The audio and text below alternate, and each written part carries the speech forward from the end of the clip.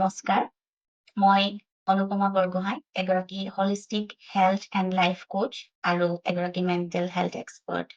আৰু আজি মই আপোনালোকক এটা গুৰুত্বপূৰ্ণ অথচ প্ৰায়ে ভুলকে বুজা বিষয়ৰ ওপৰত ক'ব বিচাৰিছোঁ। সেয়া হ'ল মহিলাৰ হৰম'নৰ ভাৰসাম্যহীনতা, হৰম'নেল ইমবেলেঞ্চ ইন ওমেন।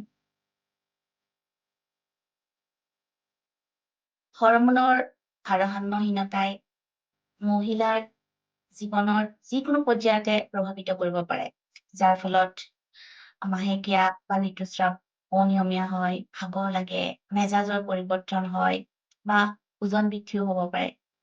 এই ভাৰসাম্যহীনতা প্ৰায়ে মানসিক চাপ আৰু অসুষম খাদ্য আৰু টক্সিক পৰিৱেশৰ সৈতেও জড়িত। কিন্তু ভাল কথা হ'ল এনে হ'লেও আপুনি পুনৰ ভাৰসাম্য লাভ কৰিব পাৰে।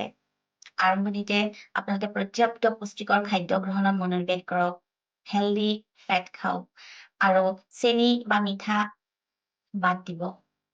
নিয়মীয়া ব্যায়ামে বিশেষকৈ ষ্ট্ৰেংথেনিং এক্সাৰচাইজে হৰম'ন নিয়ন্ত্ৰণ কৰাত সহায় কৰিব পাৰে।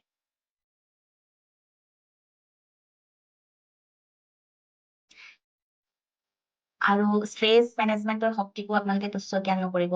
যোগাসন, ধ্যান, পৰ্যাপ্ত টোপনিৰ দৰে কৌশল হৰম'নৰ ভাৰসাম্যতা বজাই ৰখাৰ বাবে অতি গুৰুত্বপূৰ্ণ।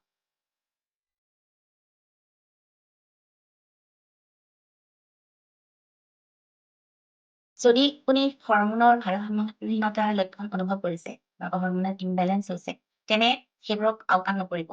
আপোনাৰ স্বাস্থ্যৰ দায়িত্ব লওক আৰু স্বাস্থ্য প্ৰশিক্ষকৰ পৰা নিৰ্দেশনা লওক।